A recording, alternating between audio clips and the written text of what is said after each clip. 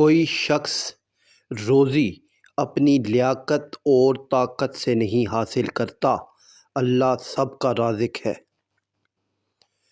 روح میں حیا نہ ہو تو رنگ برنگے حجاب بھی کام نہیں دیتے۔ اچھی صورت دل کو متاثر کرتی ہے جبکہ اچھی سیرت روح کو۔ زندگی کے حسین لمحات واپس نہیں آتے، لیکن اچھے لوگوں سے تعلقات اور ان سے وابستہ اچھی یادیں دلوں میں زندہ رہتی ہیں۔ بے بسی کی انتہا ہوتی ہے اس مقام پر جہاں لوگ آپ کو دھوکہ دے کر، آپ کا دل توڑ کر، آپ سے رشتے توڑ کر بہت غرور سے کہتے ہیں کہ یہ اللہ کی مرضی تھی۔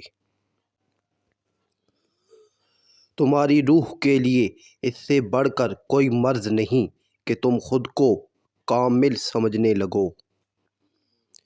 دوسروں کی برائیاں ہمیشہ وہی بیان کرتا ہے جس کے پاس بتانے کو اپنی کوئی اچھائی نہیں ہوتی۔ اگر ہم اللہ کی خوشنودی کی خاطر انسانوں کو محبت سے دیکھنا شروع کر دیں تو آپ محسوس کریں گے کہ اللہ آپ کو مسکرا کر دیکھ رہا ہے۔ زندگی آغاز سے پہلے بھی تھی اور انجام کے بعد بھی ہوگی۔ زندگی تو بس زندگی ہے، اس کا یوم پیدائش اور اس کا یوم وصال کسے معلوم۔ روزہ اور سجدہ انسان کو اللہ کے بہت قریب کرتے ہیں۔ روزے دار کا خریدار اللہ خود آپ ہے۔ یہ اللہ اور بندے کے درمیان خاص عبادت ہے۔ وقت پیسے سے زیادہ قیمتی ہے۔ تم اور پیسے تو حاصل کر سکتے ہو لیکن اور وقت نہیں۔ دوستیوں کا انتخاب بہت سوچ سمجھ کر کیا کرو، کیونکہ دراصل تم اپنے جنازے کی پہلی صف کا انتخاب کر رہے ہوتے ہو۔ جہالت ایک قسم کی موت ہے اور جاہل لوگ چلتی پھرتی لاشیں ہیں۔ عام طور پر مردوں کو وہی عورتیں اخلاق سے گری ہوئی نظر آتی ہیں جو ان کے بجائے کسی اور سے ہنس کر بات کر رہی ہوتی ہیں۔